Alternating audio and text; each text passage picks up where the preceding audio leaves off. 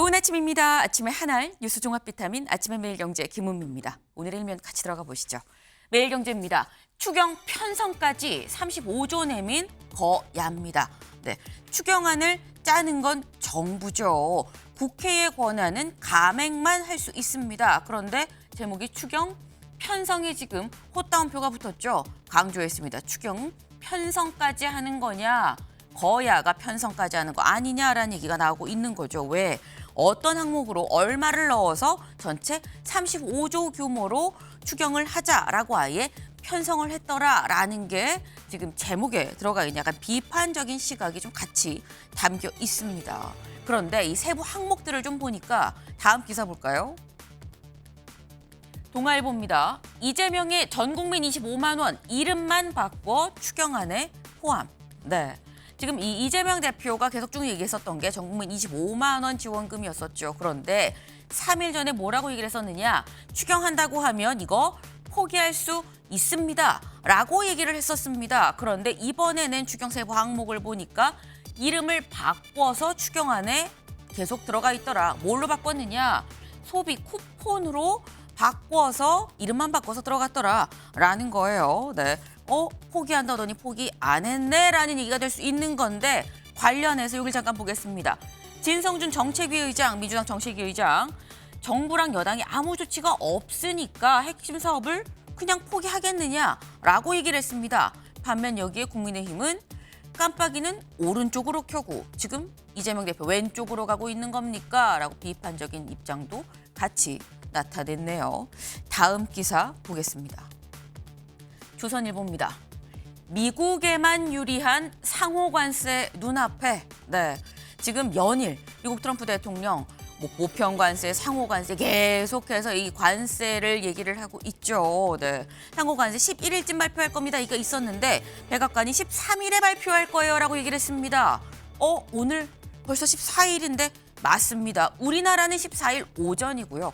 미국은 13일 저녁 밤인 거죠. 그래서 오늘도 역시나 새벽 사이에 트럼프 대통령 굉장히 많은 말들을 쏟아냈습니다. 이 상호관세에 대해서도 다 입장을 밝혔다라는 거죠. 뭐라고 얘기를 했느냐.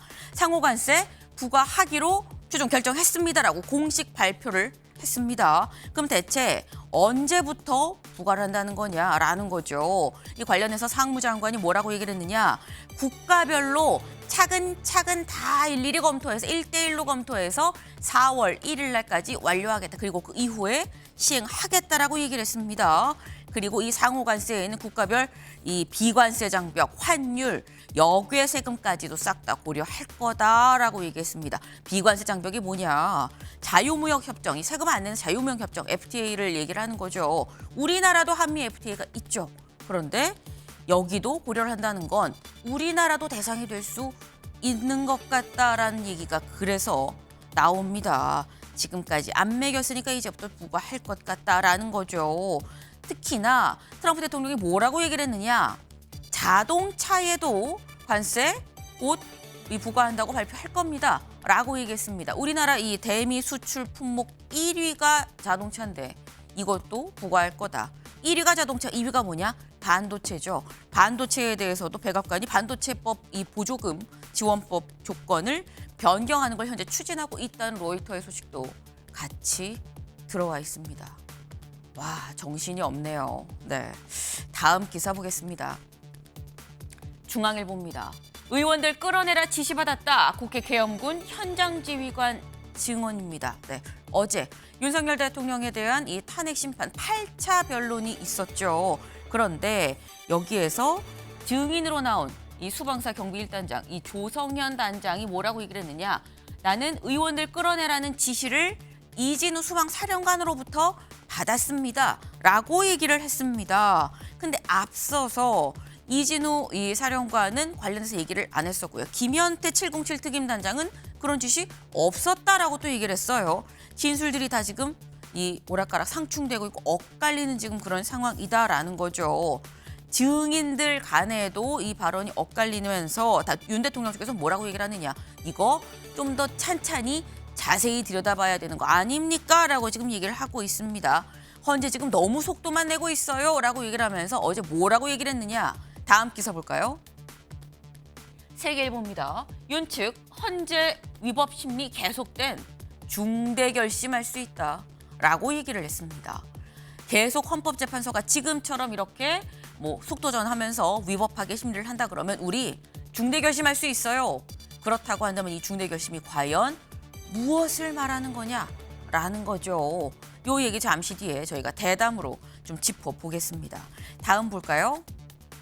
네, 한국일보입니다. 미국과 러시아, 우크라이나전 종전 협상입니다. 서방의 가치 동맹 균열이다라는 게 한국일보의 일면입니다. 네, 지금 미국과 러시아가 우크라이나전에 대해서 종전 협상을 시작했다라는 거죠. 그런데 의아한 부분, 분명 지금 전쟁 러시아랑 우크라이나랑 하고 있는데 미국과 러시아가 관련해서 종전 협상을 한다라는 거예요. 이 트럼프 대통령 푸틴과 90분 동안 통화하고 우크라이나 젤렌스키 대통령한테 통보를 했습니다.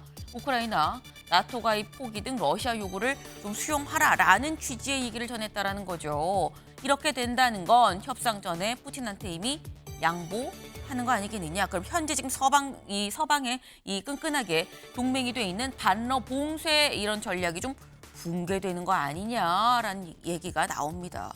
근데 이렇게 되면 문제는 우리는 우크라이나를 지지했었는데 우리나라는 어떻게 해야 되지라는 얘기도 같이 나오고 있네요. 네.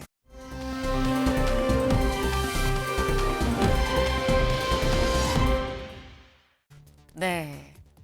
이 대체 누구냐 싶으실 수 있어요. 네. 김채연 선수, 차준환 선수입니다. 어제 저녁 밤 9시가 넘어서 들려온 낭보죠. 네. 지금 현재 하얼빈에서 있는 이 동계 아시안 게임 사상 처음으로 피겨 싱글 남녀 모두 금을 땄습니다. 쾌거다라는 얘기가 절로 지금 나와요. 네.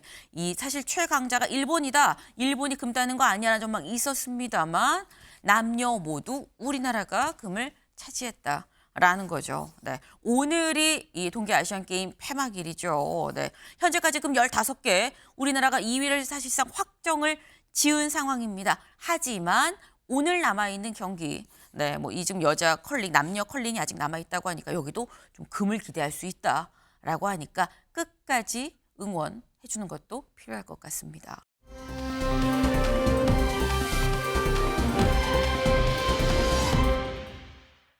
오늘 눈길 가는 기사가 있어서 하나 갖고 왔습니다. 같이 볼까요? 다음 달부터 보조 배터리는 기내 선반에 보관하시면 안 돼요라는 게 오늘의 눈길 가는 기사입니다. 네. 앞서서 김해공항에서 에어부산 이 기내 이 수화물 이 선반에 있었던 보조 배터리가 터져서 화재가 났다라는 소식을 전해드렸었어요. 그러다 보니까 어제 국토부가 발표를 했습니다. 뭐냐? 일단 당장 우리나라에서 출발하는 국적기부터 기내 선반에는 보조 배터리 보관하지 않고 소지할 수 있도록 손으로 들고 탈 수 있도록 들고 앉아서 보관할 수 있도록 하겠다라는 거죠. 전자담배도 마찬가지입니다. 그리고 기내 안에서 보조 배터리를 통해서 충전하는 것도 금지된다라고 하니까 잘 알아두셔야 될 것 같습니다. 네. 아침의 매일경제 뉴스 종합 비타민 언제나처럼 TV로 좀 크게 보시다가요. 궁금한 점 유튜브 댓글로 남겨주시면 같이 좀 얘기를 해보겠습니다. 함께해 주실 분들 소개합니다. 안녕하세요.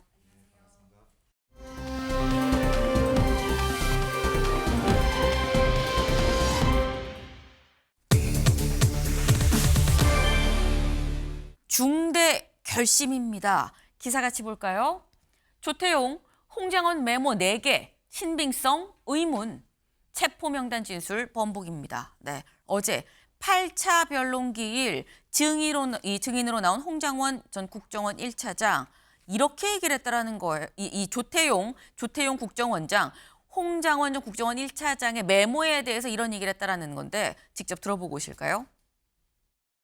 메모를 본인이 하나 썼고 그다음에 그거를 보좌관에게 줘서 정서를 시켰다라고 했으니까 이제 2개가 있는 셈인데 12월 4일 오후에 다시 홍장원 차장이 그 보좌관에게 같은 보좌관에게 네가 좀 기억나는 대로 해가지고 다시 한번 써서 달라고 했다고 합니다. 3번째 메모가 있는 거고요. 거기에 누군가가 이제 가피를 해서 있는 것이 지금 제가 보고 있는 메모입니다. 결국 메모가 4가지가 있는 셈입니다. 홍장원 차장이 11시 6분에 국정원장 공관 앞에 어두운 공터에서 갑자기 이제 메모를 쓰게 돼서 급히 썼다라고 했는데 거기가 아니고 그 청사에 있는 본인 사무실에 있었습니다. 네, 조태용 국정원장 지금 증인으로 나와서 한 얘기 들어보니까 뭔가 홍장원 전 차장의 얘기가 좀 앞뒤가 안 맞는 것 같아요. 내가 좀 찬찬히 보니까 지금 이 얘기를 지금 하고 있습니다. 무슨 얘기냐. 홍장원 전 국정원 1차장 이런 메모를 자신이 직접 통화 후에 썼었다라는 거죠. 근데 이 메모 내용이 언제 어떻게 나온 거냐. 윤석열 대통령과 직접 통화를 12월 3일 계엄 당일날 했었다라는 겁니다. 근데 그때 밤 10시 53분에 이 통화 내용을 두고 이 홍장원 차장은 이 대통령이 싹 잡아들라고 지시했다라고 얘기를 하는 거고요. 윤 대통령은 아니다 방첩사 도와주려고 했다라고 얘기를 하는 건데 이후에 홍장원 차장이 여인영 이 사령관이랑 통화를 하면서 여인영이 명단을 불러주면서 체포조가 나가 있다. 그러니까 위치 파악해서 검거를 요청을 했다라고 얘기를 하고 있는 거죠. 여인영 이 사령관이 나한테 요청을 했다라는 거. 그런데 여인영 사령관은 또 아니다. 그 시각에 그런 대화가 없었을 거다라고 또 얘기를 하고 있어요. 근데 어쨌거나 이런 통화가 있었던 와중에 요런 통화가 있었던 와중에 두 번의 윤 대통령과 여인영 사령관의 통화가 있었던 와중에 메모가 11시 6분쯤 작성이 되는데 이 메모가 무려 버전이 4개다라는 게 지금 조태용 이 국정원장의 얘기예요. 첫 번째는 처음에 포스트잇으로 홍장원 차장이 그냥 쓴 거. 그런데 내가 쓴 거를 주고서는 이 보좌관한테 요거 좀 잘 받아 다시 좀 써봐라고 했다라는 거죠. 그래서 이 보좌관이 그 내용대로 다시 정서를 했고 그리고 난 다음에 세 번째 이튿날 12월 4일에 이 보좌관한테 홍장원 차장이 기억나는 거 다시 한번 좀 써봐봐 해서 썼고 그 이후에 뭔가 이 위에 뭔가 덧글로 해서 검거 요청 감금 조사라는 다른 내용이 추가로 있었다. 다시 말해서 메모가 무려 4개의 버전이다라는 얘기가 지금 되는 겁니다. 그러니까 지금 이 얘기인즉슨 이재은 변호사님. 조태용 원장의 얘기를 한마디로 함축하면 홍장원 차장 못 믿겠는데 이 얘기인 거거든요. 네, 맞습니다. 조태용 원장의 주장은 그 홍장원 차장의 진술의 신빙성을 좀 깎아내리기 위해서 네. 하는 건데 저는 이거는 핵심이 아니고 물타기다 이렇게 생각을 합니다. 왜냐하면 메모의 진실이 궁금하다면 사실은 수사 기법상으로는 그렇게 어렵지 않습니다. 보좌관, 실제로 정서했다는 보좌관을 불러서 네. 흘려 쓴 메모를 본 적이 있냐. 그거를 그대로 옮겨 적었냐. 그리고 기억에 의거해서 옮겨 적었을 때 그때 옆에서 누군가가 누구 이름을 넣어라 빼라 강요한 적이 있냐. 그리고 마지막에 보이는 메모에서 파란색으로 쓴 것 중에서 본인이 쓴 것과 다른 것이 있냐를 확인하면 되는 거거든요. 네. 그런데 조태용 원장도 실제로 이 내용을 다 확인을 했던 것 같고 그런데 보좌관이 거기에 대해서는 별다른 얘기를 하지 않았던 것 같습니다. 물론 이제 법률가 입장에서는 이게 이제 원본이 흘렸었더라도 원본이 있는 것이 가장 좋습니다만은 비법률가다 보니까 이제 그러한 내용을 잘 모르고 깨끗하게 정서를 한 것 같은데 그것만으로는 어떤 증거의 가치가 떨어진다 이렇게 판단하기는 힘들 것 같습니다. 네. 지금 이게 뭐 중요한 사안이 아니다. 뭐 전 그러면 옆에 이거 받아 적었다는 다시 정서했다는 보좌관 불러서 물어보면 될 일이지 지금 물타기다라고 또 말씀을 하셨어요. 원 변호사님. 근데 메모를 최초에 쓴 메모가 바로 저 메모 하나만 있는지도 알 수가 없어요. 지금은 그거는 홍장원 전 차장의 주장일 뿐이고 그리고 조태용 원장도 자기가 현재까지 확인한 거에 불과한 거예요. 네. 그런데 메모가 증거 능력을 갖춘다는 거는 아주 급박하게 다른 그 기록 수단이 없을 때 그런 수단이 없기 때문에 메모를 한다는 뜻이거든요. 근데 자기가 한번 메모를 했습니다. 네. 근데 그거를 악필이라서 알아보기가 힘들고 뭐 그렇다 그러면 컴퓨터로 다시 타이핑을 하면 되잖아요. 그리고 그 이튿날에도 왜 그 보좌관을 불러가지고 다시 그거를 정서하게 하고 왜 그리고 그 누군가 근데 밝히라고 했는데 밝히지도 않은 그 누군가가 또 가필을 하게 하냐는 거죠. 그러니까 필체도 검증이 안 되고 이제 다른 사람이 쓴 거기 때문에 그리고 그 내용조차도 급박하지도 않은 상황에서 메모를 했다. 왜 아까도 말씀드렸지만 핸드폰으로도 이거를 쓸 수 있는 거 아니에요. 네. 그리고 그리고 악필이라고 자기는 주장해가지고 정서를 시켰다고 하는데 아무리 악필이라도 악필인 사람은 알아요. 자기가 쓴 글씨는 안다고요. 근데 이 메모가 왜 이렇게 많이 나와야 되냐. 그리고 저게 4개인지도 지금 확인한 거에 불과한 거고 네. 아무 그 객관적으로 증거라고 할 수 있는 게 전혀 없습니다. 그러니까 메모장으로 홍장원은 이 전국을 지금 흔들고 자기의 그런 허위 진술을 뒷받침하려고 하는 그런 수단으로 삼는 것에 불과해 보입니다. 네, 이재용 변호사님. 네, 짧게. 그런데 여기서 핵심은 홍장원 전 차장이 대통령과 여인영 전 사령관으로부터 순차적으로 전화를 받으면서 어떤 특정인들을 체포해라라는 지시를 받았느냐 네. 하는 것이 사실은 핵심입니다. 실제 홍장원 전 차장은 그 전화를 받고 나서 조태용 원장에게 이재명, 한동훈을 잡으러 다닐 것 같습니다라는 이야기를 했고 그 이야기를 들었다는 것을 조태용 원장도 시인을 했습니다. 그렇다면 만약에 이런 누군가를 체포해라라는 이야기가 없었다면 정말로 뜬금없이 이재명, 한동훈을 체포해라라는 이야기를 했을 리가 없을 것이다라고 생각을 하고요. 이 체포 명단은 홍장원 전 차장뿐만 아니라 조지호 경찰청장이라든지 이대우 방첩사 수사단장도 여인영 그 전 사령관으로부터 체포 명단을 받았다라고 아주 구체적으로 진술을 하고 있는 거거든요. 즉 조지호 경찰청장 같은 경우에는 여인영 전 사령관이 전화를 와서 쭉 명단을 불러주면서 김동연을 이야기를 하길래 경기지사 김동연이냐라고 물었더니 아니다. 이재명 대표를 무죄 판결 냈던 판사 김동현이다라고 이야기를 했다는 거고, 네, 이대우 전 단장도 그렇게 이야기를 했습니다. 그렇기 때문에 다른 종합적인 진술들 파악을 했을 때도 홍장원 전 차장의 진술은 신빙성이 있다라고 판단이 됩니다. 네, 지금 약간 등장인물이 많아서 누가 누구를 얘기를 하는 거지 싶으실 수 있는데 요지는 그거예요. 지금 홍장원 차장 말고도 다른 주변의 인물들도 그런 짓이 있었다라는 취지로 이 정치인들 이 리스트를 다 똑같이 얘기를 하고 있는 거 아니냐. 다시 말해서 이 지금 홍장원 차장의 얘기가 거짓으로 볼 수가 없다. 다른 정황들까지 좀 같이 봤을 때 그 말씀을 지금 하셨습니다. 네. 근데 지금 이 홍장원 차장의 얘기가 좀 신빙성이 없어요. 라고 조태용 원장이 공개적으로 뭐 1차 메모, 2차 메모, 3차 메모, 4차 메모 조목조목 어제 얘기를 했죠. 근데 그리고 난 이후에 홍장원 차장이 이렇게 얘기를 했어요. 다음 기사 볼까요?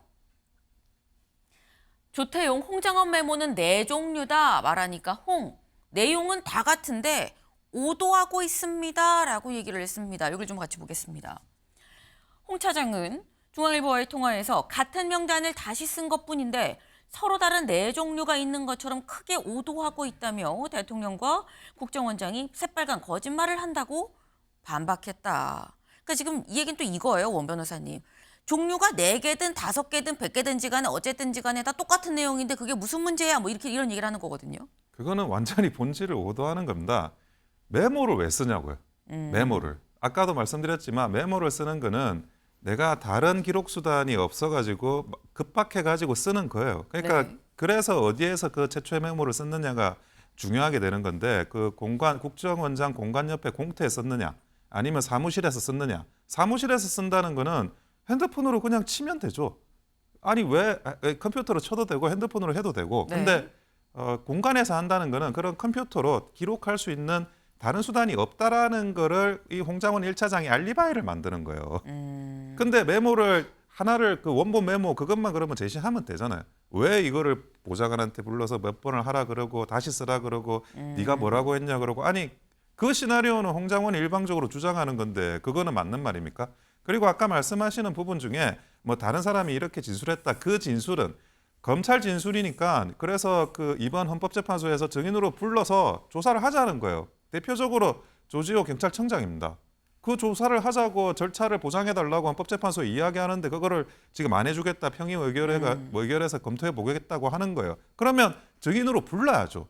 그거는 마치 안 부르고 다른 데서 다 진술했으니까 끝이다라고 하는 거는 이거는 재판도 아닌 거죠. 네. 그러니까 지금 말씀 기본적으로 메모를 했다는 것 자체부터 그 의도를 이해하기가 어렵다라는 취지의 말씀인 거예요. 왜 공터에 있어서 밖에 나와 있어서 어쩔 수 없이 막 빨리 적느라고 메모를 했다라는 거면 모르겠지만 그 당시 그 시각에 조태용 원장 얘기에 따르면 사무실 안에 있었는데 사무실 안에서 뭐 멀쩡하게 따르게 더 잘 쓸 수 있고 제대로 적을 수 있는데 왜 굳이 그렇게 못 믿겠다라는 얘기가 또 윤 대통령 측에 지금 얘기인 겁니다. 근데 지금 저희가 홍장원 차장의 진술 신빙성을 얘기하는 이유가 정치인 체포 지시가 정말 있었느냐 이걸 지금 따져보기 위해서 지금 이 얘기를 하는 거죠. 정말 지시가 있었느냐 있었다고 말하는데 믿을 수가 없는데라는 얘기를 지금 하는 건데, 근데 여기에 또 반대되는 진술도 있었습니다. 직접 들어볼까요? 수방사령관으로부터 국회 본청 내부로 진입해서 국회의원들을 외부로 끌어내라는 지시를 받은 사실이 있습니까? 공공시 한 45분 어간인데 그렇게 임무를 부여받았고 여러 가지 과정을 통해서 그 임무는 변경되었습니다. 정확하게 워딩이 본청 안으로 들어가라, 국회의원을 끌어내라 이렇게 했단 말입니까? 그렇습니다. 내부로 들어가서 의원들을 끌어내라. 네.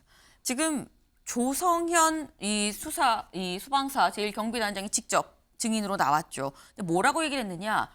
이진우 수방사령관이 국회에서 의원을 끌어내라고 지시했다라고 얘기를 했어요. 정영식 재판관이 다시 한번 물어봅니다. 끌어내라고 지시했습니까? 네, 그렇습니다라고 다시 한번 얘기를 해요. 이 명확하게 또 얘기를 한 거죠. 근데 이진우 수방사령관은 먼저 이 헌재에 나왔었거든요. 근데 그때 나와서 이진우 수방사령관은 사실상 여기에 대해서 말을 아꼈습니다. 말을 아꼈었는데 지금 이 이진우 수방사령관의 지시를 받는 휘하 부하는 나와서 제1경비단장은 나와서 나는 지시를 받았다라고 또 얘기를 하고 있는 그런 상황이에요. 근데 그렇다면 원 변호사님, 이건 예. 누구 말이 맞는 거냐는 거죠. 아니 근데 김용현 전 국방장관이 출석해가지고 요원을 끌어내라고 했다라는 거는 본인이 그렇게 말했다고 진술을 했어요. 네. 근데 그러니까 요원이냐 의원이냐 인원이냐 이 문제 가지고 곽종근 그 특전사 사령관의 진술 번복이 또 쟁점이 된 거지 않습니까? 네. 그런데 저 행위를 했던 실제로 몸을 움직여서 본청에 들어갔던 사람은 김현태 단장이에요. 김현태 단장은 자기가 그런 지시, 의원을 끌어내라는 지시를 안 했다는 겁니다. 그러면 조성현 수방사 제1경비단장은 왜 김현태 단장한테 의원을 끌어내라고 자기가 지시를 안 했을까요? 서울지역 계엄사령관이 수방사 사령관입니다. 그래서 그 지휘 체계에서는 제1경비단장이 원래라고 하면 김현태 단장한테 이야기를 했었어야 했어요. 그런데 안 했습니다. 그런데 이 진술도 정확하게 읽어야 되는데 내부로 들어가서 이 의원을 끌어내라라고 하는 그 이전에 임무가 계속 변경됐다는 거예요. 그러니까 그 이야기 의원이니 인원이니 하는 그런 혼선 속에서 네. 뭐 한 번 정도 자기가 뭐 들었던 그런 이야기는 있었을지 모르겠지만 그 자체도 자기도 잘못 들었을 수도 있고 지휘 체계가 벌써 대통령 수방사령관 뭐 본인도 있고 특전사령관 그 특임 단장도 있지 않습니까? 그런 식으로 임무가 계속 변경됐다라고 이야기를 하는 와중에 그런 것도 하나 있었다 정도를 이야기하는데 처음부터 끝까지 그 의원을 끌어내라라고 한 것처럼 이렇게 묘사하는 거는 그거 부적절하다는 거죠. 제가 말씀드린 살짝 좀 정정해야 될 부분이 있어 보이는 게 김용현 전 장관은 뭐 끌어내라는 적이 있었다라고 본인이 인정을 했을 수 있는데 이 곽종근 사령관이 헌재에 나와서 한 얘기는 윤 대통령과의 직접 통화에서 인원이냐 요원이냐라는 거를 얘기했었던 부분입니다. 그 부분은 살짝 좀 저희가 정정을 좀 합니다. 근데 어쨌거나 중요한 거는 지금 여기서 얘기하는 이런 부분이 본인이 아마 이런저런 얘기를 조금 헷갈렸었던 게 아니겠느냐. 그렇습니다. 마치 의원이라고 들은 것처럼 헷갈린 거 아니었겠느냐라는 취지의 말씀이에요. 이지은 변호사님. 저는 어제 있었던 조성현 단장의 진술은 매우 중요하다 이렇게 생각을 합니다. 왜냐하면 국회에는 이진우 수방사령관과 곽종근 특전사령관의 부대가 들어갔었습니다. 그리고 둘 다 검찰 진술에서는 대통령이 직접 통화를 통해서 전화를 통해서 의원들을 끌어내라라고 했다라고 검찰 진술에선 이야기를 했습니다. 네. 그런데 만약에 이것이 사실이라면 국회의원들이 계엄 해제 요구를 방해하는 행위이기 때문에 대통령의 위헌 위법적인 지시가 확인이 되는 거거든요. 그런데 곽종근 곽종근 사령관 같은 경우에는 대통령에게 그런 지시를 받았다라고 탄핵 심판정에 나와서 진술을 했습니다. 네. 그런데 이진우 사령관 같은 경우에는 그 부분에 대해서 진술을 거부를 했어요. 네. 그래서 그렇다면 이진우 사령관에게 직접 지시를 받은 부하 직원은 어떻게 지시를 받았는지가 중요해지는 것이고 그래서 헌법재판소에서 이 증인에 대해서 직권으로 증인을 채택을 한 거거든요. 그런데 여기에서 어제 조성현 단장은 이진우 사령관으로부터 그러한 지시를 받았다라고 진술을 한 겁니다. 네. 지금 조목조목 그러니까 논리적으로 쭉 좀 얘기 좀 푸셨어요. 그러니까 여기에서 위에서 지시를 했는지 안 했는지 진술을 거부했기 때문에 그 밑에 지시를 그럼 받은 사람을 불러서 물어본 거 아니겠느냐. 근데 여기에서 나는 그런 지시를 받았다라고 얘기를 했으니 지시가 성립이 된 거 아니냐. 뭐 좀 이런 말씀을 지금 하신 거거든요. 원 변호사님. 근데 실제로 그 국회 본청에 들어간 그 김현태 단장은 왜 지시를 못 받았을까요? 왜 한쪽만 그리고 받고 한쪽은 못 받았느냐. 한쪽은 못 받았다는 건지 그것도 이해하기가 힘들고, 그리고 김봉식 전 서울경찰청장 같은 경우에는 그런 체포 지시나 의원 끌어내라라는 지시를 전혀 받은 적이 또 없다는 거예요. 네. 그리고 나머지 사항들에 대해서 결정하는 데 있어서 대통령으로부터 무슨 지시 받았다는 취지로 자기가 결정한 게 아니고 조지호 경찰청장하고 자기하고 둘이서 어떤 결정을 하는 경우도 있고 자기가 임의로 판단해가지고 결정을 한 경우도 있다고 이야기를 하는데 급박한 비상계엄 상황에서 오히려 그게 더 자연스러운 거죠. 예. 그 지금 말씀은 아니 왜 똑같이 이 707단도 나가 있고 지금 현재 뭐 경기 1단도 나가 있고 둘 다 나가 있는데 왜 어디는 체포하라 그러고 어디는 이 얘기를 안 했겠느냐. 그것도 좀 이상한 거 아니냐 지금 이 말씀을 하셨어요. 그리고 어제 지시가 있었다는 진술, 이 지시가 없었다는 진술이 또 있었다라는 거죠. 김봉식 서울청장 얘기 들어보고 오겠습니다. 국회 출입을 전면 차단 내지 봉쇄하라, 국회의원의 출입을 막아라 라고 지시한 적 없으시죠? 예, 주요 인사를 체포하라 라고 지시한 적 있습니까? 예, 그런 사실 없습니다. 네. 김봉식 전 서울청장은 또 그런 지시가 없었다라고 얘기를 했습니다. 그러니까 지금 이게 진술이 있다 없다 기억이 나지 않는다 거부하겠다 많은 지금 얘기가 엇갈려도 너무 많은 갈래로 지금 엇갈리고 있는 지금 그런 상황이에요. 이 증인 진술이 이렇게나 엇갈릴 수 있는 거냐. 이렇게 엇갈린다고 하면 이재용 변호사님, 헌법재판관들의 판단을 사실상 가늠하기가 좀 쉽지가 않아 보이는 상황이거든요. 그런데 저는 김봉식 청장의 이야기는 그렇게 헷갈리지는 않는다고 생각을 합니다. 왜냐하면 김봉식 청장이 본인이 직접 지시를 받은 바 없다, 대통령으로부터 지시를 받은 바 없다라는 이야기가 대통령이 그런 지시를 한 적이 없다라는 것과 같은 이야기는 아니거든요. 무슨 얘기냐면 김봉식 서울청장은 계엄 전의 안과 회동과 계엄 후에 격려 전화를 제외하고는 대통령님하고 직접적으로 통화를 한 건 없는 것 같고 다 조지호 경찰청장을 통해서 지시를 받은 것 같습니다. 실제로 본인도 인정을 했듯이 처음에는 국회를 전면 통제를 했다가 한번 풀었었고 그다음에 다시 전면 통제를 해서 국회의원이 들어가는 것을 막았다라고 이야기를 했었습니다. 그리고 정치인 체포와 관련해서도 조지호 청장이 본인이 직접 그런 지시를 받았고 여인영 전 사령관으로부터 받았고 그 이야기를 누구에게도 전하지 않았다라고 했기 때문에 김봉식 청장은 아마 이야기를 듣지 못했을 수 있습니다. 지금 말씀은 경찰청장이 대통령과 얘기를 하면 했지 서울청장은 경찰청장을 통해서 다시 한번 내려오는 거기 때문에 직접적으로 윤 대통령이 지시를 했는지 안 했는지 알 수 있는 상황 자체가 아니지 않았겠느냐 뭐 지금 그 말씀을 지금 하셨어요. 그러니까 진술이 계속 좀 매일매일이 다르고요. 나오는 증인들마다 엇갈리고 있는 지금 그런 상황입니다. 근데 이 김봉식 서울청장이 근데 검찰 이 수사 과정에서 이런 얘기를 했다고 그래요. 직접 들어보고 오실까요? 그 수사기관에서 조사받을 때 보니까 그 당시에 개인적인 가정사에 대해서도 얘기했는데 했다고 했거든요. 그 개인적인 가정사라는 게 뭔가요? 이 자리에서 답변 드리는 건 적절치 않은 것 같습니다. 비상계엄을 선포할 수밖에 없는 이유를 주로 설명한 거잖아요. 그러면서 개인적인 가정사도 얘기한 것은 맞지만 이 자리에서 말하고 싶지 않다 이런 말씀이신가요? 예, 지금 뉴스에 나오고 있는 그런 부분과는 좀 전혀 결이 다른 부분들입니다. 네. 사실 그동안 이런 얘기는 나오지 않았었죠. 사실상 어제 헌재에서 공식적 공개된 자리에서는 처음으로 지금 나오는 것 같은데 뭐라고 얘기했느냐. 지금 정치인 체포 지시가 없었다고 윤 대통령 쪽에서 주장하는 거랑 같은 진술을 내놓고 있는 지금 이 김봉식 서울청장이 계엄 선포를 이유로 윤 대통령이 가정사를 이야기했다.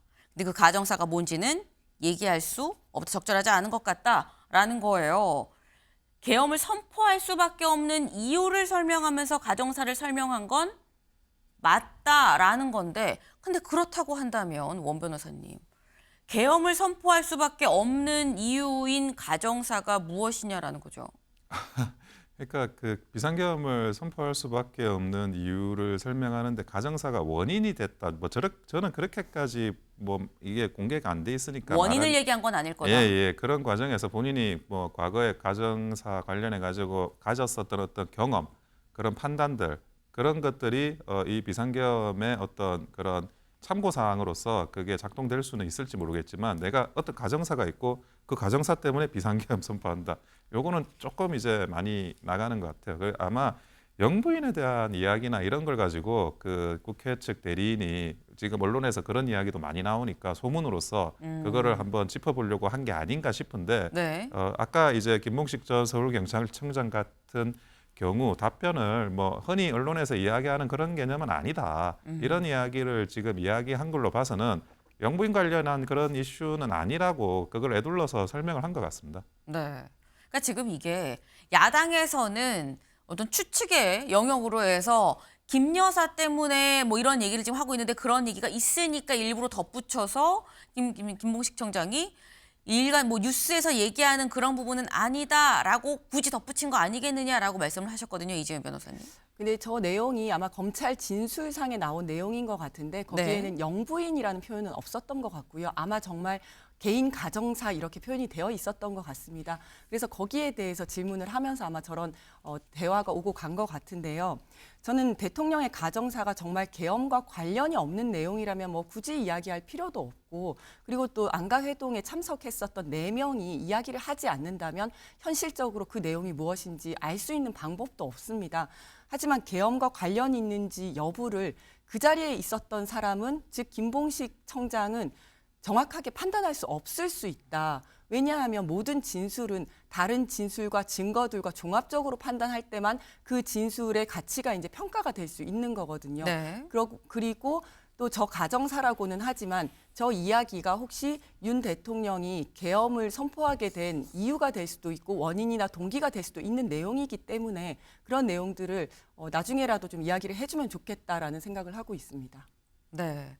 사실 어제 물었던 질문이 계엄을 선포할 수밖에 없는 이유를 설명하면서 가정사를 말했는데 라고 얘기를 했어요. 그래서 계엄 선포의 이유가 가정사냐라는 거 아니다. 그냥 이유를 다른 걸 얘기를 하면서 거기에 가정사가 같이 좀 곁들여 들어간 거다라는 얘기. 어떤 게 진짜냐라는 거는 사실 이 김봉식 처장만 알고 있는 거겠죠. 수사 과정에 새로운 얘기가 나왔었다라는 건데 그래서 공개적으로 뭐 가정사 뭐 이 이유가 뭐 이런 얘기가 나온 건 사실 어젠 처음입니다. 공개석상에서.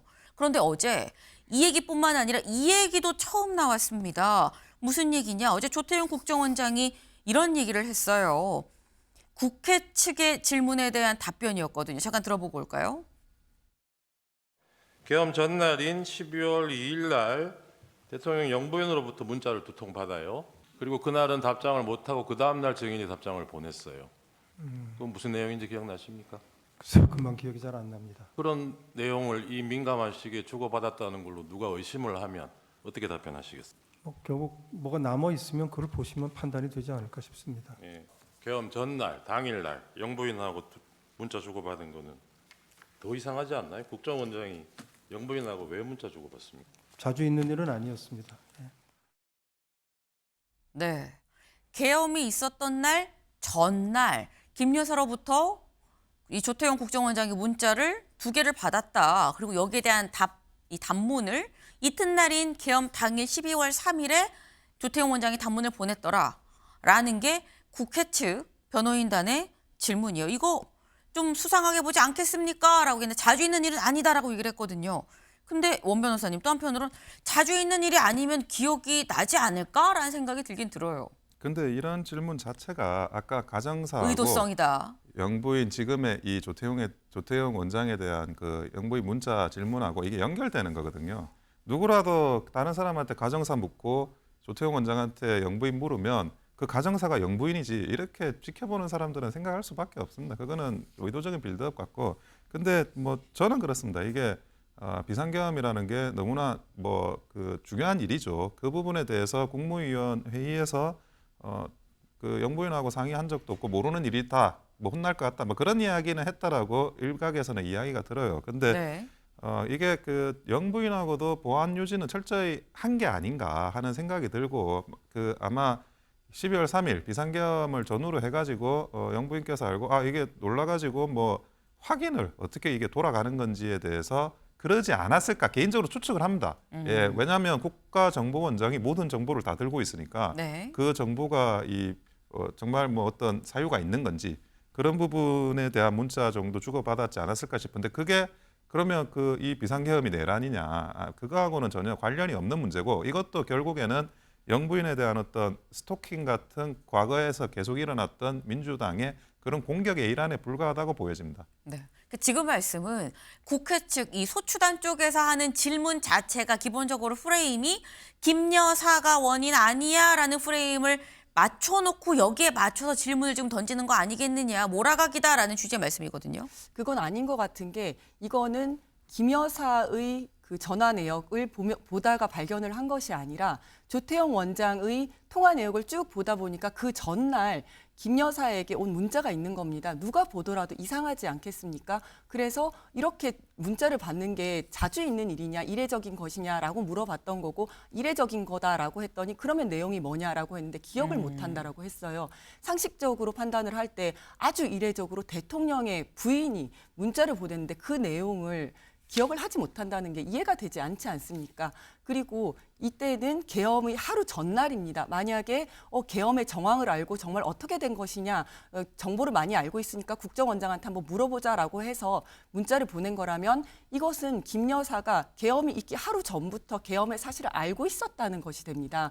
그렇다면 어느 정도 알고 있었고 어느 정도 개입이 되었는지 그리고 그 문자 내용 무엇인지 등에 대한 사실 확인이 필요한 부분인 겁니다. 네. 지금 이게 사실 확인이 필요한 부분 아니겠느냐. 정말 실제로 이게 김 여사도 알고 진행이 된 건지 아닌지 여부는 뭐 체크를 해봐야 되는 부분이다라고 말씀하셨어요, 원 변호사님. 근데 그 국회 측 대리인은 김건희 여사가 뭐 졸라서 요청해서 비상계엄을 한 거다. 그 진술을 이끌어내고 싶은 것 같아요. 근데 그 수학시험 100점 맞고 싶다고 이야기를 하면 그게 시험 칠 때 옆 사람 시험지 답안 컨닝하겠다는 이야기는 아니지 않습니까? 그거를 지나치게 논리를 비약하고 몰아가고 있습니다. 네, 지나친 논리 비약이다라는 말씀이에요. 네, 지금 사실 헌재가 지금 8차까지 지금 이 변론이 진행이 됐죠. 근데 딱 한 번 더 남아 있는데 어떻게 될 것이냐. 여기에 사실상 이 헌재 쪽에서는 2시간씩 좀 이 시간을 좀 따로 줄 테니까 요즘 마무리를 좀 해보세요라는 취지로 지금 9차 변론을 지금 지정을 했는데 이런 와중에 지금 양쪽 이가 굉장히 첨예하게 갈리죠. 지금 저희 두 분도 나오셨습니다만 같이 나란히는 앉으셨습니다만 얘 굉장히 갈려요. 같이 앉은 거 맞아라는 생각이 들 만큼. 그런데 대체 어떤 결론을 낼 것이냐라는 건데 이렇게 갈리는 와중에 어제 윤 대통령 쪽에서 뭐라고 얘기를 했느냐. 다음 기사 볼까요? 헌재 위법 심리 계속된 중대 결심할 수 있다라고 얘기를 했습니다. 직접 들어보고 오시죠. 지금 헌법재판소는 위법 불공정한 심리를 계속하고 있습니다. 빠른 결정보다는 신속하고도 공정한 심리, 정확하고도 정치적 중립성을 견지한 심리가 무엇보다도 중요하며 그런데도 지금과 같은 심리가 계속된다면 대리인단은 중대한 결심을 할 수밖에 없다는 점을 말씀드립니다. 네, 중대한 결심을 얘기를 했습니다. 이 중대한 결심이 대체 뭐냐? 여기 나와 있죠. 부제 같이 볼까요? 재판 속전속결 진행에 경고, 변호인단 총사퇴 무게가 실린다. 이 지금 변호인단이 총사퇴하는 거 아니야라는 얘기가 나옵니다. 원 변호사님. 일단 총사퇴를 말한 게 맞습니까?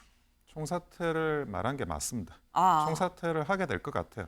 근데 하게 되면 어떻게 되는 겁니까? 아무래도 기일이 조금 연기되고 네. 그런 부분에 대해서 이제 과거에 박근혜 대통령도 총사퇴를 해서 조금 시일이 끈 적은 있는데 그때도 빨리 결정은 하긴 했습니다. 근데 다만 박근혜 대통령 때하고 지금은 굉장히 다른 게 박근혜 대통령 때는 박근혜 대통령이 적극적으로 절차 방어나 변론이나 이런 전략을 하지 않았어요. 근데 네. 대통령은 지금 계속 그 헌법재판에 그런 그 부당한 부분을 지적을 하고 있거든요. 특히 한덕수, 홍장원, 조지호 이 세 분에 대해서 정의 신청을 했는데 제가 볼 때는 지금의 헌법재판소의 분위기로는 받아들여질 가능성이 굉장히 낮아 보입니다. 그러면 그 부분에 대해서 어떤 항의의 표시로 변호인단이 총사퇴하는 거 말고 뭐 다른 방법이 있어 보이진 않습니다. 근데 그러면은 여기서 의아한 게 그런 거예요. 변호인단이 없는 상태에서 단순히 그냥 기일이 좀 늘어지는 것뿐이냐. 변호인단이 계속 총사퇴하고 다시 선임하거나 이러지 않는다고 한다면 이게 계속 이어갈 수 있는 거냐라는 생각이 드는 거거든요, 원 변호사님. 근데 과거에 박근혜 대통령 때도 국선 변호인을 선임을 했어요. 네. 근데 그 만약에 같은 일이 발생했을 때 그 박근혜 대통령 때처럼 국선 변호인을 선임을 하게 될지 아니면 다른 식으로 변호인 선임 절차에 대한 양해를 받아가지고 조금 더 그 다른 변호인을 추가로 민선으로 선임을 하게 될지는 그때 이제 가봐야 알 수 있을 내용입니다. 네. 근데 사실 이런 부분에 대해서 국회 소추단 쪽, 그러니까 이게 뭐 야당 쪽, 민주당 쪽 입장에서는 이재용 변호사님 이런 상황을 예상하지 못하진 않지 않았겠느냐라는 생각이 들거든요. 저는 이제 변호인단 총사퇴야 변호인들이 알아서 할 문제니까 뭐 네. 총사퇴를 해도 상관은 없다고 생각을 합니다. 특히 탄핵 심판에서 사인의 경우에는 변호사 강제주의라고 해서 변호사가 없으면 탄핵 심판을 진행을 할 수가 없습니다. 네. 하지만 대통령의 경우에는 사인이 아니라 국가기관이기 때문에 변호사가 없더라도 선임되어 있지 않더라도 심판은 정지되지 않고 그냥 계속 진행이 될 수 있습니다. 다만 여기에서 변호인단이 실제로 총사퇴를 한다면 그 목적이 무엇인지는 굉장히 중요할 것 같은데요. 만약에 그 목적이 이 탄핵 심판을 지연시키기 위한 목적이라면 그건 굉장히 문제가 있다, 부적절하다라고 생각을 합니다. 왜냐하면 지금은 대통령이 없는 상태이고 그렇기 때문에 우리나라가 불안정한 상태입니다. 어떤 결론이 나더라도 인용이든 기각이든 빨리 결론이 나서 새로 이제 대통령이 이제 민주적 정당성을 가진 대통령이 우리나라 국가 운영을 하는 것이 필요한데 지금 이런 식으로 계속 지연을 시킨다면 이건 문제가 있다 이렇게 생각을 합니다. 네, 지금 말씀은 대통령은 사인으로 볼 수가 없고 국가기관으로 봐야 되기 때문에 변호인단이 다 뭐 총사퇴한다고 해도 사실상 이 그대로 그냥 이 계속 변론을 진행할 수 있다라는 취지로 말씀을 하셨어요. 그래서 여기에 또 사실 해석의 여지가 또 갈릴 수도 있어 보이는 부분입니다. 실제로 총사퇴로 이어질 것이냐. 이제 9차 변론 오는 18일 날 있을 예정인데 9차 변론 그리고 혹 10차 변론까지도 이어질 수 있는 것이냐. 그죠? 총사퇴로 일단 올수되는 거냐. 관심이 모아지는 부분입니다.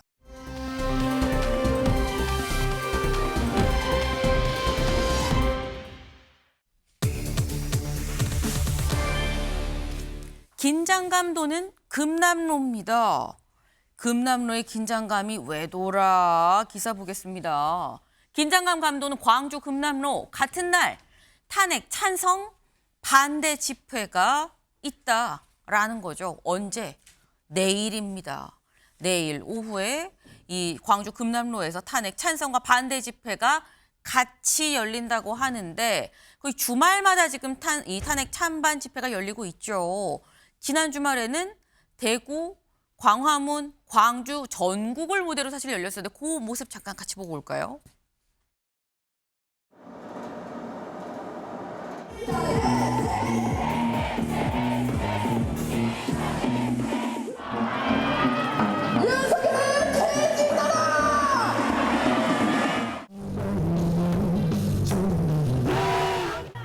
저는 비상계엄을 100% 계몽령이라고 확신합니다. 결국 계몽령이 옳았고 우리가 이긴 것입니다, 여러분.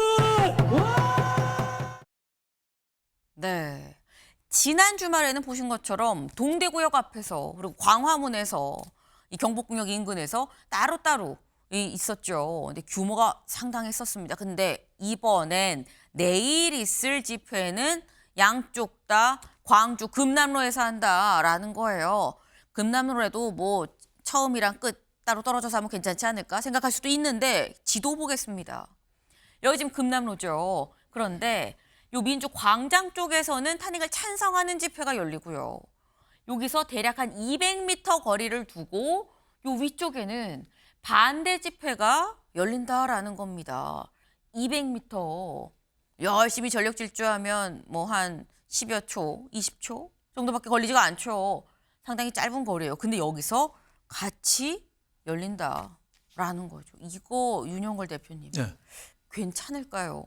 상당히 많이 걱정이 되죠. 네. 여태까지 부산에서는 만 한 2, 3천 명, 또 지난주 대구에서는 5만 2천 명. 대구 뭐 여기 꽉 찰 정도로 엄청났잖아요. 근데 이번 주에 15일 날은 광주에 집회를 하는데 광주가 뭐 5.18이 일어나기도 하고 여러 가지 좀 갈등의 어떻게 보면 진원지 비슷하잖아요. 그러니까 이번에 가서 탄핵 반대 집회를 한다면 5.18 또 정신을 또 내세우는 분들은 또 극렬하게 또 반대할 거 아닙니까? 그러니까 찬반이 아주 대치 상태에 이르니까 아주 뭐 이 갈등, 폭력까지 좀 조심스러운 거죠. 그래서 200m 거리라고는 하지만 네. 금남로는 뭐 탄핵 반대, 옆에 5.18 민주광장은 탄핵 찬성, 200m라지만은 뭐 사람이 10,000명 이상 모이면은 그냥 다 섞여버리는 거 아니겠어요? 그래서 상당히 좀 우려가 되는 측면이 있습니다. 네.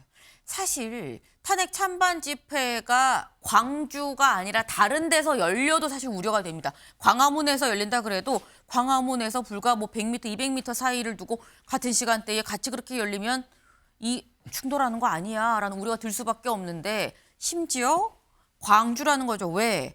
탄핵을 지금 이 반대하는 쪽은 보수고요. 탄핵을 찬성하는 진보 쪽은 광주는 사실 진보가 상당히 좀 우세한 지역이다라고 지금 알려져 있죠. 그러다 보니까 광주에서 탄핵을 반대하는 집회, 찬성하는 집회가 거의 같이 200m 상간으로 열리면 이거 괜찮겠느냐라는 겁니다. 최창렬 교수님은 어떻게 보십니까? 괜찮아야 되겠죠. 야된다. 네, 괜찮아야 돼요. 그리고 200m면 정말 짧은 거리죠. 짧은 거리인데 양측이 이제 이성을 찾아서 상대방을 침몰하지 않을 겁니다. 그렇게 믿어야죠. 지금 탄핵 반대 집회하면서 지금 아까 잠깐 화면에 나왔습니다만 전환기 씨가 여전히 계엄령은 계몽령이라고 얘기하고 있고 이 계몽령 얘기는 지난 변론기일 때 윤 대통령 측의 그 조대현 변호사가 했던 얘기예요, 맨 처음에. 그런 다음에 계몽령이 하나의 또 프레임을 해가지고 탄핵 반대하는 사람들한테 하나의 그 논리라고 할까 뭐 이런 식으로 이제 전파되고 있는 것 같은데 우리가 이긴 거다 이런 얘기하는데 이런 얘기 자극받을까 봐 걱정이에요. 계엄령, 계몽령, 탄핵 반대를 과도하게 얘기하고 이렇게 되면은 양측이 특히 이제 탄핵 찬성한 쪽에서 이성을 가지고 집회를 하다가도 그런 얘기에 자극받을까 봐 그게 걱정이에요. 항상 이런 일이 사소한 걸로 촉발되거든요. 이미 양쪽의 갈등이야 뭐 우리가 다 아는 것이고 갈등이 임계점에 와 있는 건데 아무튼 지금 이 광주에서 굳이 이걸 했어야 되는 건지 광주라는 지역의 특성이 있는 거 아니겠어요? 우리가 다 아는 것처럼. 동대구역은 대구기 때문에 이렇게 55,000명인가 뭐 이렇게 왔다는 거 아닙니까? 경찰 추산이. 근데 광주에서 굳이 이렇게 금남로에서 해야 되는 건지 그건 네. 참 의문입니다. 네. 개탄스러워요 사실. 네. 사실 다 좀 우려가 된다라는 말씀 드리셨어요. 네. 그러니까 우려가 될 수밖에 없는 게 지금 지역적으로도 상당히 좀 이 갈등 요소가 좀 내포가 돼 있는 부분인 거죠. 이 관련해 광주에 이 탄핵을 하는 보수 쪽이 오면은 이거 괜찮겠느냐라는 건데 여길 좀 보겠습니다. 몇 시에 하느냐라는 거. 장소는 똑같이 저희 지금 지도로 봤죠. 위아래로 좀 나뉘어져 있는데 일단 탄핵을 찬성하는 쪽은 오후 5시부터 7시입니다. 근데 탄핵을 반대하는 쪽은 오후 1시부터 5시예요. 시간이 딱 맞물리진 않는데 근데 보통 우리가 집회를 한다 그러면 대략 1-2시간 전부터 사람들이 몰리기 시작하거든요. 그렇게 되면 대략 뭐 한 오후 3, 4시쯤서부터는 양쪽 다 사람들이 몰릴 거다라는 거예요. 그럼 인원이 얼마나 올 것이냐? 일단 현재 이 집회를 하려면 신고를 미리 해야 되죠. 신고한 인원이 탄핵을 찬성하는 쪽은 500명, 탄핵을 반대하는 쪽이 10,000명입니다. 네.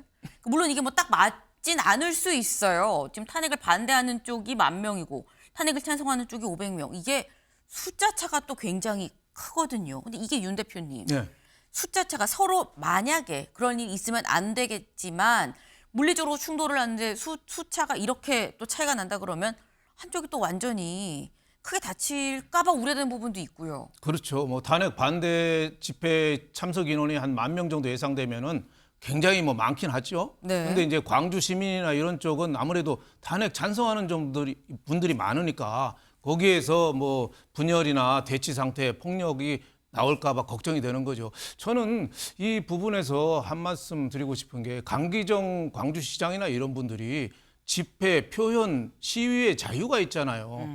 그러면 좀 공정하게 좀 지켜줘야 되는데 너무 한쪽을 좀 매도하는 경향이 있어요. 그래서 지금 얘기하는 게 뭐 반헌법이다, 네. 구구 세력이다, 그리고 내란 선동이다 뭐 이러는데 그 반헌법이나 이런 건 헌법재판소에서 하고 있잖아요. 또 구구라는 거는 내가 보니까 파시즘 뭐 이런 쪽하고 막 연결시켜서 그러는데 극우라는 건 국수주의, 뭐 인종 차별, 뭐 이런 거 일당 독재, 폭력 뭐 이런 거를 극우로 좀 몰아가는데 너무 좀 과한 표현이 아닌가. 집회 표현, 시위의 자유가 있잖아요. 그래서 지금 그 탄핵 반대 집회하는 사람들이 뭐 나라를 없자는 게 아니라 윤 대통령 탄핵을 반대하는 거고, 또 하나는 석방해달라는 거 아니겠어요? 윤 대통령 석방된 상태에서 재판받게 해달라? 그거를 갖다가 저렇게 내란 주도 세력으로 몰아가지고 저렇게 자극하는 게 오히려 저는 바람직하지, 더 자극할 수 있다. 무등산이 뭐예요? 등급이 없는 산이 무등산이에요. 광주에 있는 무등산. 네. 차별이 없는 거예요. 평등한 산이 무등산이에요. 광주가 빛 광자잖아요. 빛고울. 빛은 차별 없이 골고루 비추잖아요. 그러니까 광주에도 탄핵에 찬성하는 사람, 반대하는 사람 골고루 평화적으로 집회 시위 표현을 할 수 있게 좀 광장을 좀 열어줘야 되는데 안 돼 하고 이렇게 하다 보니까 오히려 그게 더 자극할 수도 있다. 저는 그래서 좀 걱정입니다. 네. 근데 이게 지금 이 탄핵을 반대하는 쪽의 입장도 좀 들어볼 필요가 있는 거 아니에요? 너무 매도하는 경향이 있다라고 말씀을 하셨는데 뭐 극우다라고 얘기를 하는데 이거 좀 너무한 거 아니냐 말씀을 하셨어요. 근데 이 관련해서 광주일보의 오늘 일면 기사가 같이 볼까요? 금남로에서 극우 집회 웬말, 광주 시민 방어선 친답니다. 방어선을 친다는 얘기가 지금 나왔어요. 지금 강기정 광주시장이 어제 뭐라고 얘기를 했느냐? 민주주의에, 이 광주는 민주주의를 지키기 위해서 최후의 방어선을 치겠다라고 어제 직접 기자회견을 통해서 얘기를 했습니다.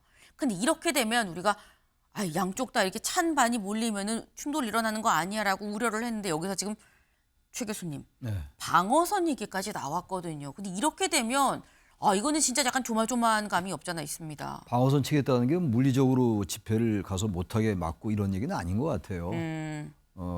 어쨌든 지금 이른바 계엄령이 계몽령이다. 그리고 민주당이 내란을 일으킨 거나 마찬가지다. 그리고 네. 야당의 그 이른바 여당이 주장하는 탄핵 남발, 이른바 입법 독재, 예산 삭감, 뭐 감선장 탄핵 이런 것들이 사실은 국가 비상사태고 이 부분을 막기 위해서 이제 계엄을 선포했다라는 주장이잖아요. 그런 것들에 대해서 이제 자극받는 건 양쪽이 마찬가지예요. 그리고 엊그제 보니까 권성동 원내대표가 국회 대표연설에서 민주당이 정치적 모반을 했다라고 얘기하던데 저는 그 말도 참 경악을 금치 못했는데 내란 혐의로 지금 재판받고 있는 건 윤 대통령인데 내란 당사자인 정치적 모반이라는 단어가 그런다는데 말이죠. 그런 단어를 쓰는 것도 권성동 원내대표가 자극시킨다고 보는데 아무튼 저 방어선 친다는 거는 제가 봐도 그럴 것 같아요. 제가 광주시장이라 하더라도 어떻게 광주에서 와서까지 저런 얘기를 하나. 그래서 당연히 이제 집회 결사의 자유가 있고 언론 출판의 자유가 있기 때문에 대한민국 헌법에 말이죠.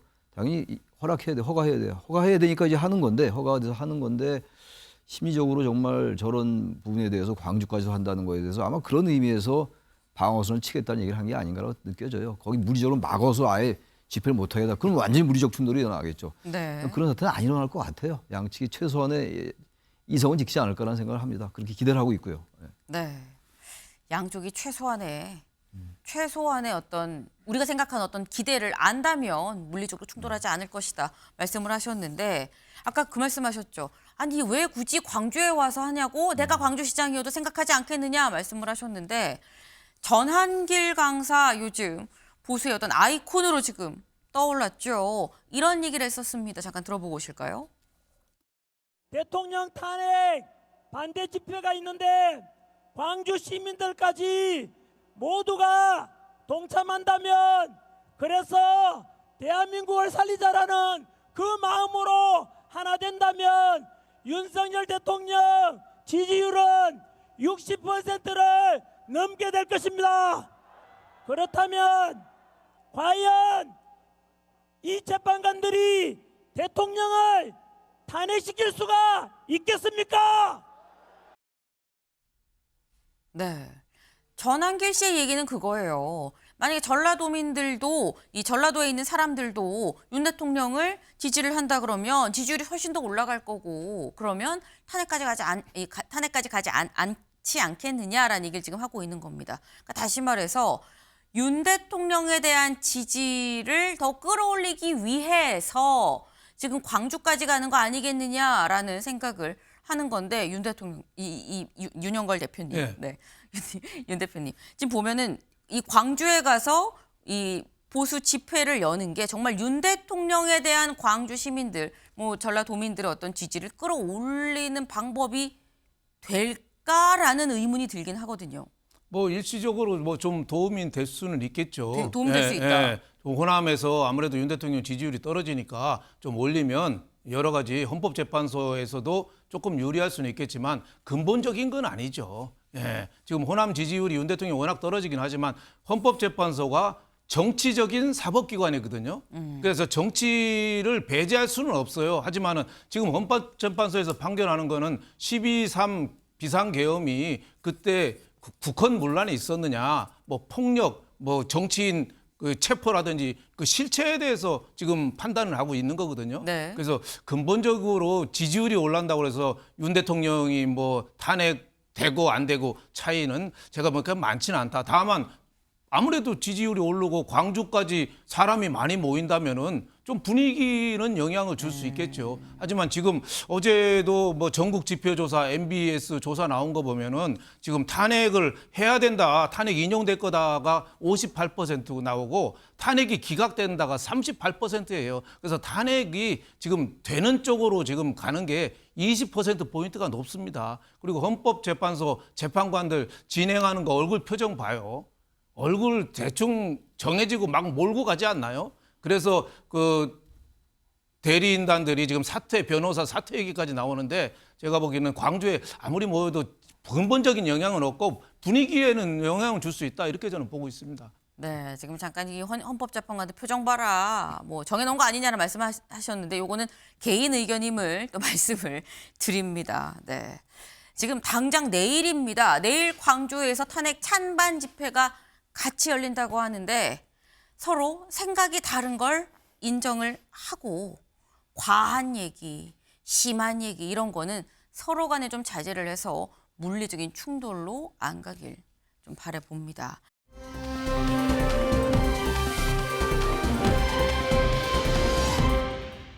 이렇게 두 명, 첫 번째 박지원 의원이에요. 박지원 의원 오랜만에 나왔습니다. 왜 나왔는지 기사 같이 볼까요? 박지원, 최상목, 윤위혜 짱구 노릇, 국힘 침해, 막말 대정부 질문이었다라는 거죠. 직접 보고 오시죠. 학교 때 별명이 뭐였어요? 글쎄요. 짱구 아니에요, 짱구. 네, 맞습니다. 천재 짱구가 대한민국을 위해서 짱구 노릇을 해야지 내란 속에 윤석열을 위해서 짱구 노릇을 해서 되겠는가? 그것이 짱구들이 하는 곤조예요? 조용히 해. 당신이 나오니까 얘기지.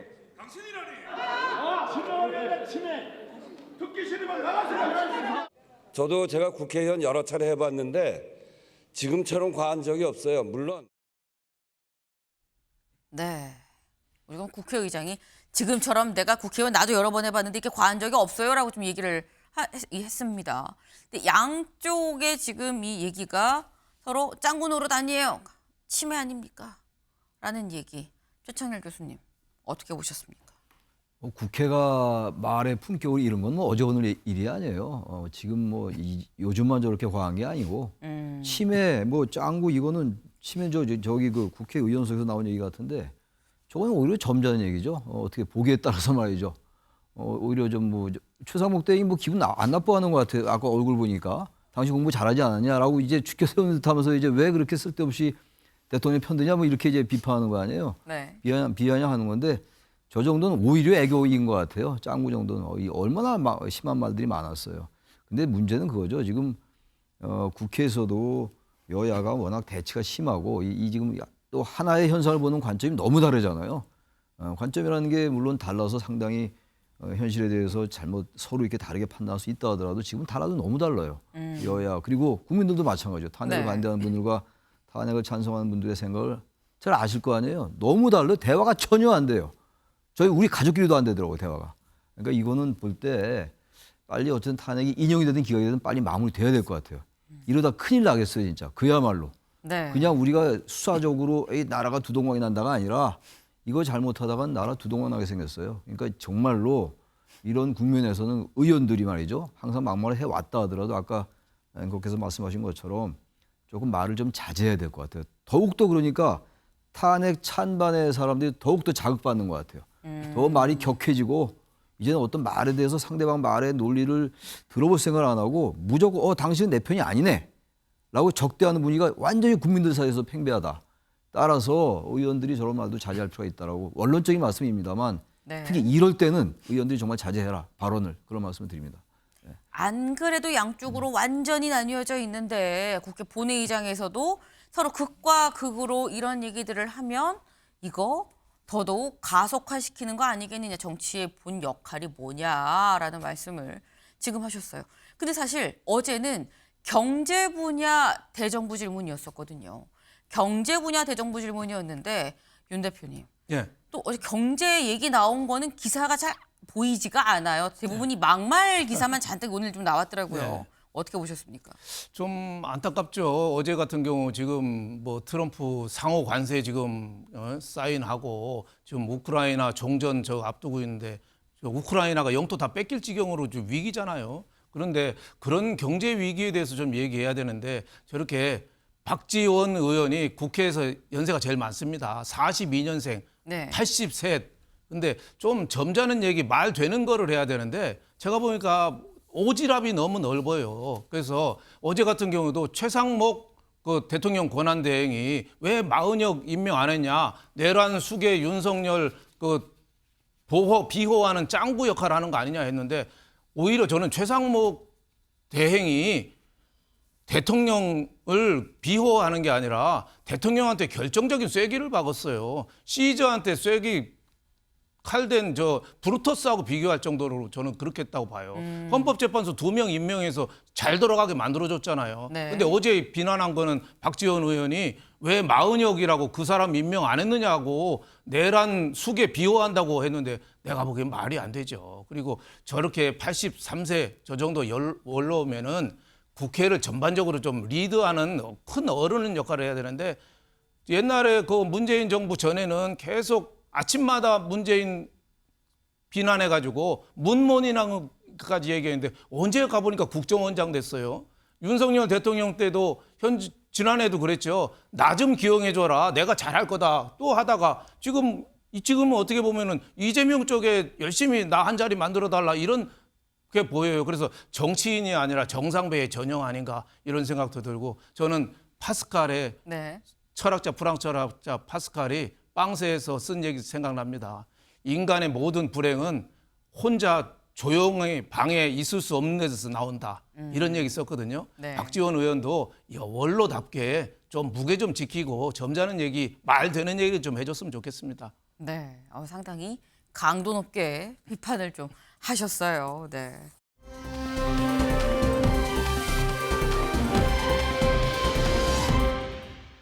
두 번째 인물 가보겠습니다. 두 번째 인물 누구냐? 네. 노상원 전 이 대령이라고 얘기를 해야 되나요?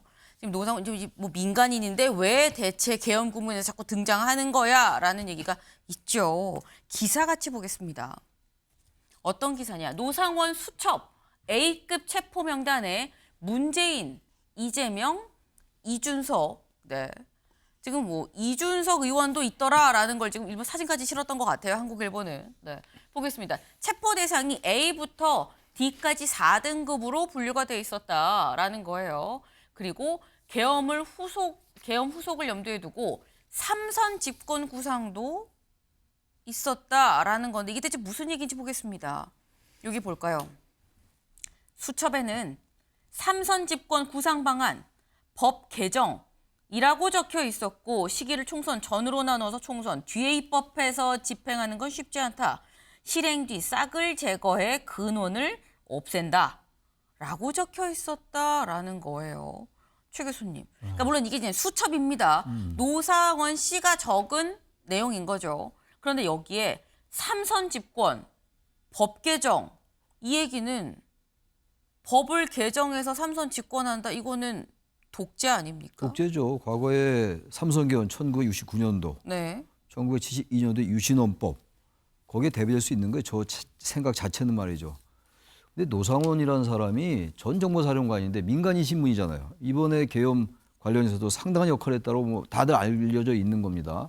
햄버거 회동을 2번이나 했고 저런 걸 보면 저 부분이 대통령이나 김용현 전 장관하고 같이 논의했다고 볼 뚜렷한 근거는 없는데 김용현 전 장관은 상당한 정도의 교감이 좀 있었다고 봐요. 그렇다고 김용현 전 장관 선에서 삼선 얘기까지 했다는 건 그건 아닐 것 같고 그건 아닌데 노상원 저분은 상당히 공상의 세계에 살았던 것 같아요. 이 계엄을 성공시키고 자신의 명예회복하고 역술로 살아왔다는 거 아닙니까? 역술로 이제 직업을 삼아왔다는 건데 자신의 과거에 정보사령관 정도면 상당히 요직이거든요. 장성 투스타밖에 안 되지만 소장밖에 안 됩니다만 상당한 요직인데 네. 이거 좌절됐던 거 아니었어요? 저 사람이 불미스러운 일로 이제 군을 나왔던 걸로 제가 알고 있는데 개인의 어떤 영달을 위해서 상당히 적극적으로 개입했던 것 같아요. 그리고 그분을 또 김용현 전 장관이 이용했던 것 같고 김용현 전 장관의 군에서의 여러 가지 인연을 가지고 이제 그렇게 이용했던 건데 그러니까 진짜 지금 생각하면 끔찍한 게 계엄이 만약 성공했다면 뭐 지금 대통령 측에서는 실패한 계엄이 아니라고 합니다만 실패한 거죠. 당연히 실패했어야 되는 것이고 근데 만약에 계엄이 성공해가지고 군이 정말 장악을 하고 계엄사령관이 계엄사가 생기고 계엄 사무가 실행이 되고 이렇게 된다면 끔찍했을 것 같아요. 저 노상원의 저런 여러 가지 구상들이 일정 부분 시행될 수 있었을 것 같은 느낌이 들어요. 지금 이 변론길에서 얘기하는 그 여러 얘기들 쭉 보면 말이죠. 대통령의 네. 생각도 그렇고 대단히 위험했다. 그야말로 대한민국의 민주주의의 복원욕으로 2시간 만에 해제된 게 너무너무 다행스럽다는 생각을 또 하게 됩니다. 저 수첩을 볼 때 말이죠. 네. 지금 말씀을 보면 물론 지금 이게 노상원에서 김용현, 김용현에서 윤 대통령 여기까지 갔는지는 모르는 겁니다. 그냥 수첩에 적혀 있었을 뿐이에요. 근데 그렇다고 해도 윤영걸 대표님 네. 일단 노상원 전 정보사령관을 썼던 사람의 머릿속에 법을 개정해서 삼선 이 세 번 집권하는 거가 머릿속에 있었다라고 하는 건 사실 이 자체가 내란으로 볼 수 있는 거 아닙니까? 좀 너무 황당해서요. 네. 좀 정신 감정을 좀 해봐야 되는 수준 아닌가 싶어요. 민간인이 김용현 전 국방부 장관 측근이고 또 무속도 했잖아요. 그러니까 저는 좀 이해가 안 가요. 등급을 A부터 뭐 D까지 쭉 나와서 이재명 하다못해 문재인 뭐 이준석 개혁신당 대표까지 그것도 처리 대상이 아니라 수거 대상이라 했어요. 그런 식으로 표현해가지고 어디 섬에다가 침몰시켜서 아예 죽여버린다 이런 식으로까지 했는데 저걸 어떻게 제대로 된 정신으로 볼 수 있나. 그리고 12.12 사태 일으켰던 9사단 30사단을 전방에서 출동시킨다. 이런 얘기 어디 믿을 수 있겠어요? 너무 황당해서 좀 정신 감정을 해봐야 되는 수준이다. 저는 이렇게 보고 있습니다. 말이 안 되는 황당무계한 생각이다라고 또 말씀을 하셨습니다. 그냥 생각만으로 그치는 것이었길 간절히 또 생각을 해봅니다. 제가 준비한 소식 오늘 여기까지입니다. 오늘도 좋은 하루 보내세요.